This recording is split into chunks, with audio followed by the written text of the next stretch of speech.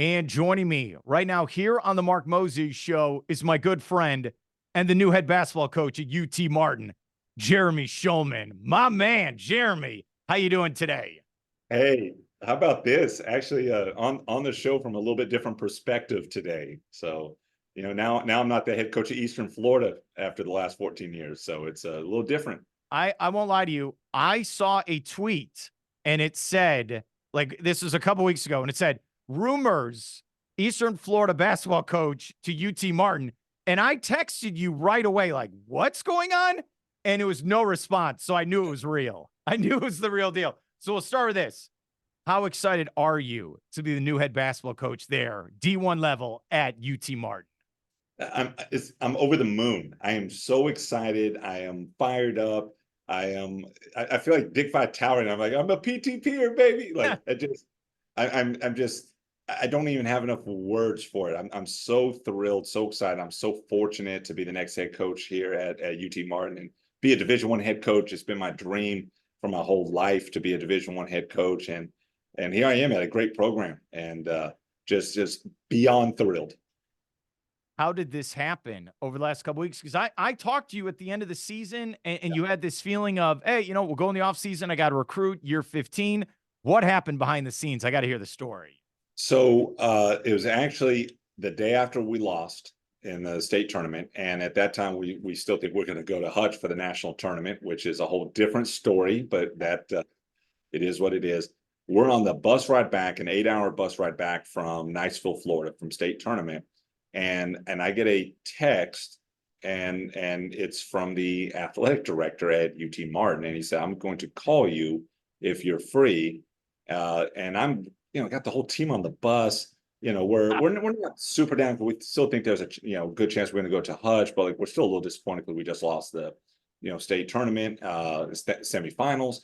And so I'm like, well, this could be possibly a chance of a lifetime. So initially I typed out a text that said, can we talk tomorrow? I'm on the bus with my team. And then I deleted each word on there and said, yes, I'm available. Go ahead and give me a call. I say, I better jump at this. Could be the opportunity of a lifetime. And so the athletic director, Kurt McGuffin, calls me, and we have an hour phone interview on the bus with all the players there. I'm like huddled underneath behind a seat because I just don't want my players hearing me talking about another job because I'm always where my feet are. And we have this unbelievable conversation.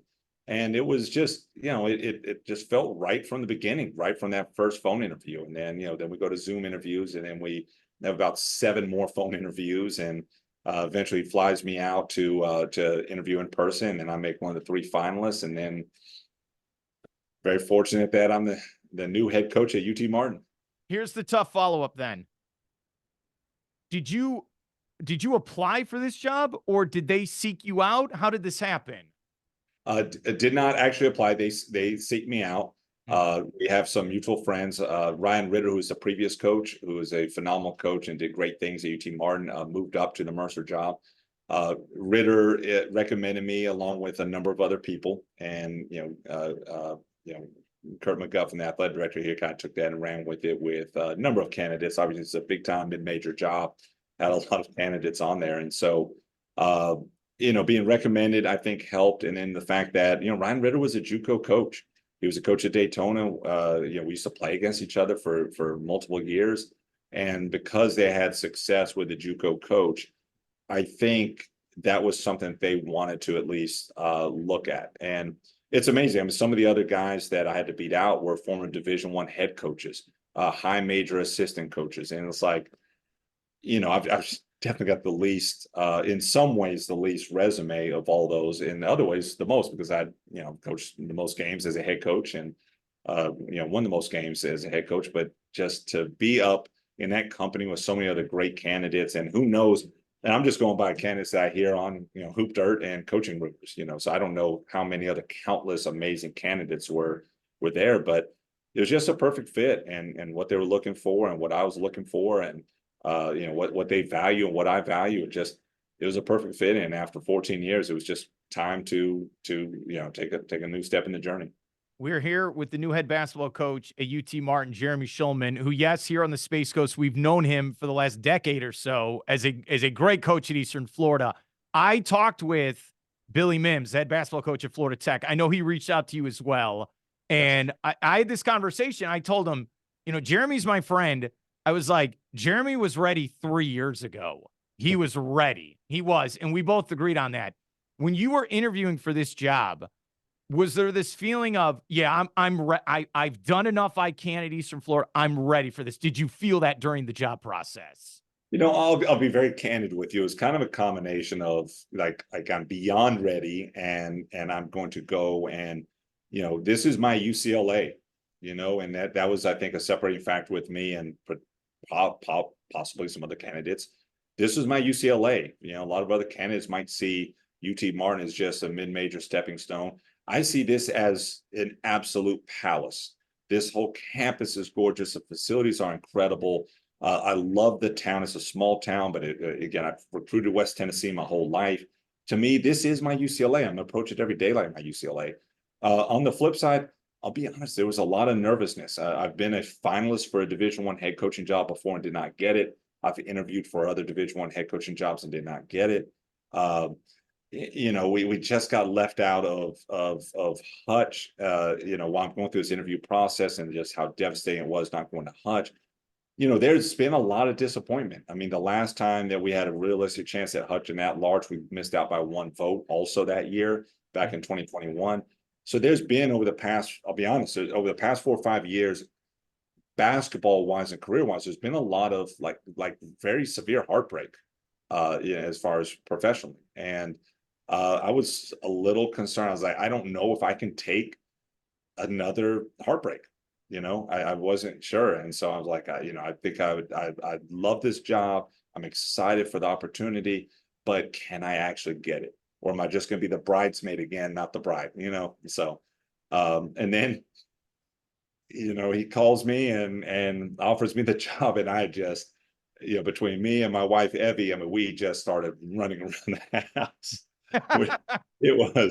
It was pretty special and incredible moment. We each pick up a kid, and one of the kids obviously was still on the ground because we can only, we got 3 kids and 2 of us, and we're just all running. So Mila's chasing us. We're holding 2 kids, and just what a scene. It was amazing. It was just amazing, life-changing opportunity, and we celebrated as such. We're here with Jeremy Shulman. What did you take out of your time? 14 years, it's a long time, and you really built up, Eastern Florida. We're all fans of you. What did you take out of your time being the Titans head basketball coach then? Well, we absolutely don't have enough time to even get the tip of the iceberg of what I took away from it. But, yeah. It was special. I mean, you want to talk about a huge part of my life, 14 years, the investment that the community made in me, the investment the school made in me, the investment that I made in both of those, just mutually, it's 14 years. I mean, that's so long. When I got the job here, I thought I might be at I'm sorry, now I'm not here anymore, there at Eastern Florida.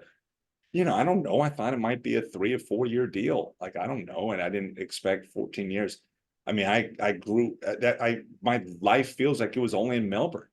I barely remember the life before it was so long. The friendships, obviously, like with yourself, the friendships with Tom Wasden, the friendships with Lynn Cundiff, obviously my grandmother was living in Melbourne. I mean, just the people that were important, obviously all the amazing players throughout the years, obviously all the wins, all the championships, but just the relationships. I mean, it was 14 years. It felt like 40 in a good way. I mean, I became a Floridian, and, so it was incredibly special.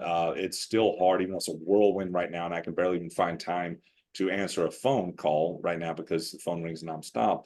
It hadn't settled in yet into, some of the sadness of who, I'm not going to be around every single day or at least, every week. And, Eastern Florida, Brevard County, Melbourne, I mean, it's going to always have a extremely special place in my heart. What's interesting with this new job is you're originally from Tennessee. Yeah. I know your background where the teams you grew up rooting for. So how special is this? Hey, because your family, your wife, your kids, they're not from Tennessee. How exciting is this where it's like you're going to coach and be back in your home state? I mean, it's just incredible, because just like I talked about how it felt like I was 40 years in Melbourne, getting back here to Tennessee connects again back to, who I was for the first 27 years of my life, and it's been very special. I mean, even at my press conference, players I coached 20 plus years ago showed up at my press conference. Coaches that I coached with 20 plus years ago showed up at my press conference. And connecting back to that brought a whole new set of emotions that were just very, very deep rooted and special. And so being back here, I mean, becoming a Division I head coach in a random place in South Dakota would have been fantastic. But becoming a Division I head coach in Tennessee, in West Tennessee, where I recruited players for thoroughly recruited for the first 10 years of my coaching career, being 2.5 hours from Nashville, where my dad still lives. The fact that I've already seen him, twice just since I've been, here in Martin. He was at my press conference, the first day I was here. It just, it's amazing. It's amazing to be back in Tennessee. I'm excited to share that with Evie and my kids, because they don't know much about Tennessee. They just don't. We've made a few trips, to see family, but I'm very excited to, show this part of who I am and my upbringing and everything. And Tennessee is an amazing place and with great people and kind people, and we're all thrilled about it. I was going to ask you that question, Jeremy. Okay, so if I come to a game, so do I fly to Nashville and get a car? What do I do exactly? So we tell everyone, this is one of the best mid-major spots in the country. We tell every recruit the same. Once you get here, it is absolutely incredible. Even for a small town is not as small as you'd think. Everyone's basketball crazy here. The campus is huge. Facilities are amazing. Living range is amazing. Arena's phenomenal. I mean, everything's incredible, but not easy to get to. That's the but. That's the but. Once you get here, it is a absolute burgeoning, just mid-major powerhouse potentially. But getting here is not easy. So you fly into Nashville and drive 2.5 hours, fly into Memphis, drive 2 hours and 15 minutes. So it's you fly into Paducah, which is a small airport, and it's only an hour away, but Paducah's a small airport, but not easy to get to. But once you get here, it is absolutely magical. Hey, I'm gonna do it. The minute I saw your press conference, and I was so excited, I watched it from home. I said, all right, it's the Ohio Valley Conference. I said, okay, I got to map this out. Do I have to, okay, I'll go to the Orlando airport. Yeah. If I have to fly to Memphis, or I've been to Paducah, Kentucky. I know where this is. I will rent the car. Hopefully there's not a snowstorm. And I want to see, because you guys play my alma mater, Western Illinois. So I'm going to have to call up my people at Western, and then your people. I'm going to have to do my show live before the game and then watch you guys play. I might have to do that. That'd be amazing. And by the way, from Florida, it's actually not hard to get to. There's other places that it's harder, but from Florida, I mean, Spirit flight from Orlando to Nashville is super quick, nonstop, easy, and then you just, again, rent a car or whatever. But there's other places maybe it's a little harder to get to, but from Florida, it's easy. But oh my gosh, by the way, Western Illinois is going to be good this year. They're going to be one of the oldest in the league. They're going to be really good. Absolutely come down for that. It's an unbelievable conference. I mean, there's 60 former players from our conference that have played in the NBA. John Morant's from our conference. Yeah. Yeah. It's awesome. No, you got a great. So then let's end with this here. Jeremy Shulman, the new head basketball coach at UT Martin. And I appreciate it. I know right now it's super crazy for you as you run around. So you're in an off season, right? And it's your first year. So do you have like a list? Like, okay, I got to go recruit. I got to look at the team. Where's the grocery store? Like what's on this list, Jeremy? The list is long. By the way, I just want to make sure that in the background was not a recruiting list. We got a white rolling whiteboard right there. I just want to make sure that wasn't on there. So I got great advice from another Division I head coach when I first got the job, because it's funny when you had text and said this real, I didn't see that text for 3 days.